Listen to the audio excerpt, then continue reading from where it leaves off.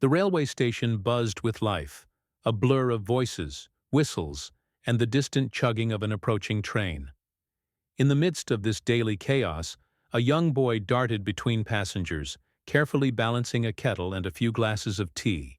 His face was sun-kissed, his eyes bright with curiosity, and his spirit far too determined for his age. That boy was Narendra Modi, and though no one could have guessed it then, he was destined to rise from these humble tracks to the most powerful office in the largest democracy in the world. His journey was not the result of privilege, luck, or shortcuts. It was carved out of perseverance, sacrifice, and an unshakable belief in a purpose larger than himself. This is not just the story of a man. This is the story of how grit defeats circumstance, how determination forges destiny, and how one boy from a tea stall rewrote history with nothing but fire in his heart.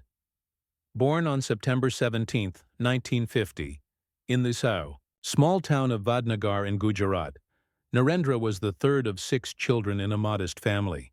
His father, Damodardas Modi, ran a tea stall at the local railway station, and young Narendra often helped him before and after school. He would wake up before sunrise, scrub the kettles, set up the stall, and serve tea to early morning passengers, always, with a polite smile and an eager attitude.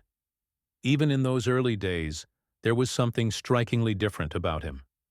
He was attentive to everything around him, deeply interested in the stories of travelers, and endlessly curious about the world beyond Vadnagar. His mother, Hiraben, a simple and spiritual woman, instilled in him the values of discipline, self-reliance, and devotion. Her unwavering belief in karma and the dignity of labor became a foundation on which Narendra would build his life. Despite their financial struggles, Narendra's thirst for learning never dulled. He would often borrow books, sit under street lamps to study, and engage in debates with older villagers. He wasn't the top student in class, but he was certainly the most inquisitive.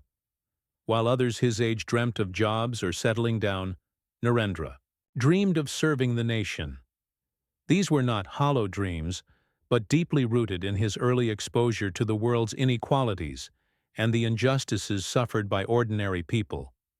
He could see that the path to change was not through comfort, but through confrontation with adversity. As he grew older, the desire to escape a routine life intensified. He was not satisfied with the idea of merely making ends meet. He wanted to understand India, not from books, but from its streets, temples, forests, and villages. In his teenage years, Narendra left home and wandered across the country. For 2 years, he traveled without a fixed plan, visiting the Himalayas, the ashrams of Rishikesh, the ghats of Varanasi, and the rugged terrain of the northeast. He spent days in silence, meditating in the Himalayas, engaging with monks, and absorbing the spiritual and cultural diversity of India. It was during these travels that he shaped his character. Resilient, focused, and devoid of distractions, he returned home with clarity, not of a job he wanted to do, but of the life he wanted to live, a life in service of Bharat Mata. Back in Gujarat, Modi sought out a path where he could actively contribute to society. That search led him to the Rashtriya Swayamsevak Sangh, RSS, a nationalist organization that emphasized discipline, nation-building, and character development. Narendra joined as a pracharak campaigner, dedicating himself to grassroots work, organizing youth, participating in relief efforts, and building connections with rural India. He lived simply, slept in small rooms or on floors, and ate what was available, never demanding comfort, always staying focused on his mission. What set him apart was his ability to plan meticulously, communicate persuasively, and act with tireless energy. His speeches began to resonate. His discipline was admired, and slowly, without pomp or publicity, his influence began to grow. Narendra's loyalty, intelligence, and capability caught the attention of senior leaders, and he was soon assigned bigger responsibilities. His transition into active politics, began when he joined the Bharatiya Janata Party, BJP, in the 1980s, during a time when the party was struggling to find its footing nationally. Modi, with his organizational skills and deep understanding of ground-level dynamics, became a key strategist. He didn't chase popularity or publicity. He focused on the details, the plans, the execution. While many craved the spotlight, Modi worked in the shadows, building strong foundations, mobilizing youth, and strengthening the ideological base of the BJP in Gujarat and beyond. His ability to win hearts and manage complex political operations became evident during the Ekta Yatra and other national campaigns. He became known for his strategic brilliance, clarity of thought, and unwavering commitment. It wasn't long before the party recognized that Modi was more than an organizer. He was a leader in the making. In 2001, when Gujarat was struck by a devastating earthquake and the state was politically unstable, Modi was chosen to become the chief minister, a decision that many questioned. He had never held elected office before. Critics scoffed, saying he wouldn't last. But Narendra Modi was not stepping into politics to maintain status quo.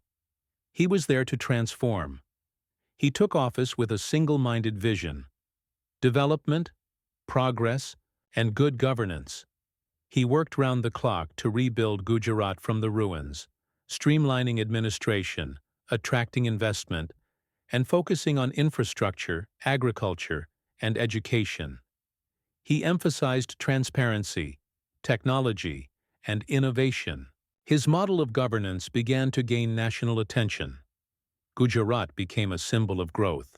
Modi's popularity soared, not through media campaigns but through the results people could see and feel in their daily lives. The son of a tea seller had become a name synonymous with ambition and results, but Modi's dreams were never confined to Gujarat. He envisioned a new India, strong, self-reliant, respected globally, and inclusive in opportunity. He knew the road to transforming India required national leadership. When the BJP announced Narendra Modi as its prime ministerial candidate in 2013, the nation witnessed an unprecedented wave of energy. People from every corner, urban and rural, young and old, rallied behind a man they saw as one of their own. He spoke their language. He had lived their struggles, and he promised a future they could believe in. In 2014, Narendra Modi led the BJP to a historic victory, becoming the 14th Prime Minister of India. The boy who once served tea at a railway station had become the leader of 1.3 billion people. Yet, power did not slow him. He maintained his strict routine, waking up early, working long hours, and continuing to meet citizens, travel tirelessly, and champion reforms.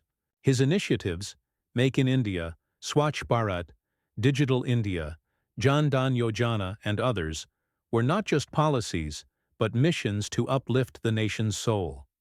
He challenged the status quo, streamlined bureaucracy, and emphasized dignity for the poor and pride for the nation.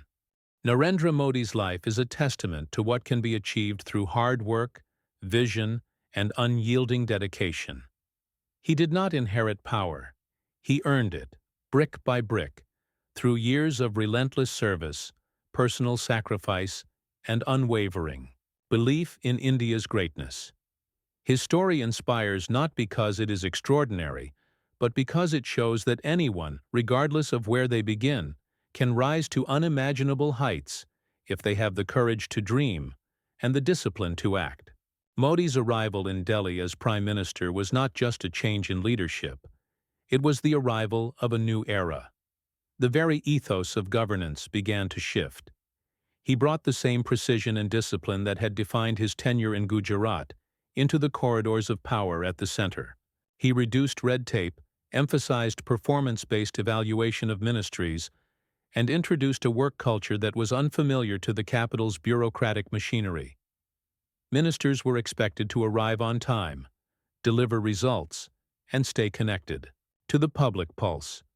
Modi's office was not a place of ceremonial grandeur.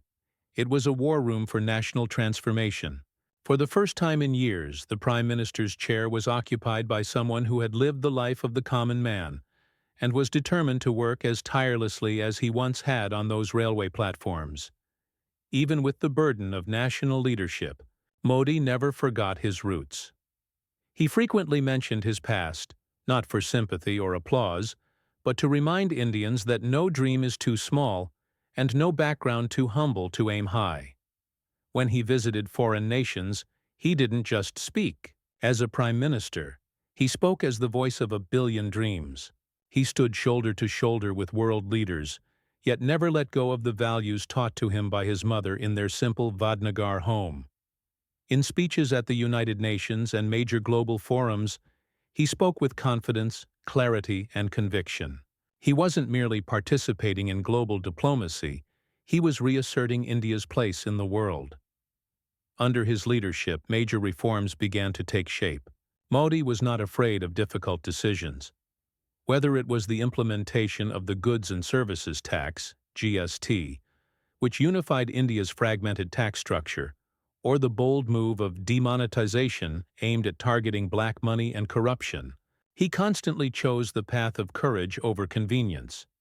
These reforms weren't without criticism, but Modi remained unfazed.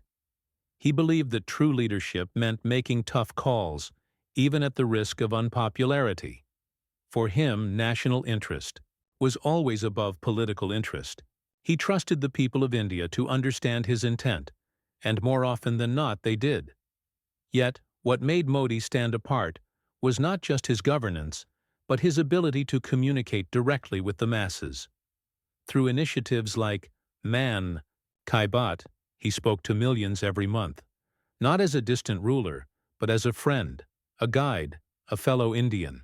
He talked about cleanliness, education, water conservation, innovation, and countless stories of everyday heroes from across the country. In doing so, he gave recognition to the unsung and reminded every Indian that they too were nation builders. His speeches were not mere monologues, they were soul-touching conversations that inspired, motivated, and connected. His foreign policy initiatives rebranded India as a proactive global player. He visited numerous countries, establishing bilateral ties, inviting investment, and showcasing India as a land of opportunity. He embraced the Indian diaspora wherever he went, reminding them of their roots and inviting them to be partners in India's growth. From Silicon Valley to Sydney, from Tokyo to Tel Aviv, he stood on global platforms and spoke with the authenticity of a man who had walked a long path, whose voice now carried the weight of his nation's hopes. But Modi's path wasn't without adversity. He faced political attacks, international scrutiny, and relentless opposition. Through it all, he never responded with bitterness or arrogance. Instead, he let his work speak for itself. He embraced criticism as a motivator, not a deterrent. While others engaged in debates and accusations, he remained focused on execution. Whether it was rural electrification, infrastructure development, welfare schemes, or national security. His mantra was clear: Sabka Saath, Sabka Vikas, Sabka Vishwas. Together with all, development for all, trust of all. During crises like the COVID-19 pandemic, Modi's leadership was tested like never before. With the world gripped by fear and uncertainty, he took charge with calmness and clarity. From enforcing lockdowns to launching the world's largest vaccination drive, he navigated India through uncharted waters. He appealed to the nation with heartfelt addresses, reminding citizens to stay united, compassionate, and resilient. In the face of despair, he chose to spread hope. His tireless work behind the scenes, his coordination with scientists, states, and health departments showcased not just political skill, but deep empathy for his people. Despite reaching the pinnacle of political power, Narendra Modi remained a student of life. He constantly learned from people, from books, from experiences. He read extensively, wrote poetry, practiced yoga, and maintained a disciplined lifestyle. His daily routine still started before dawn. His meals were simple. His interactions were thoughtful.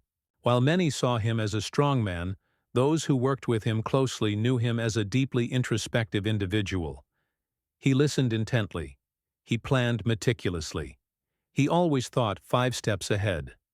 In his second term, Modi's government revoked Article 370, integrating Jammu and Kashmir fully into the Indian Union, a decision debated for decades. He also pushed forward the Citizenship Amendment Act, initiated the construction of the long-awaited Ram Mandir in Ayodhya, and continued his mission to make India a $5 trillion economy. But beneath the grandeur of these achievements lay a deeper message: that change requires resolve, that transformation demands courage, and that leadership is not a title, it is a lifelong sacrifice. Narendra Modi's life was not defined by ease, but by effort. From sweeping floors at the RSS offices to delivering landmark speeches at the UN, from selling tea at a railway station to launching space missions that captured global headlines, his journey shattered every stereotype. He proved that greatness does not come from lineage, but from labor, that the strength of a nation lies not in its rulers, but in those who serve with integrity, humility, and relentless drive. His journey continues, and so does his mission. As India marches forward, building smart cities, advancing in technology, strengthening its defense, empowering women, and uplifting the poor, Modi remains at the helm, steering with steadiness and vision. He reminds the youth of India that dreams are not meant to be locked away in silence. They are meant to be chased, fought for, and lived. And so, the story of Narendra Modi is not just a biography. It is a blueprint, a message that echoes through the hearts of millions. No matter how small your beginnings, no matter how loud the odds, if your heart beats for your country and your feet never stop moving forward, you too can shape the future.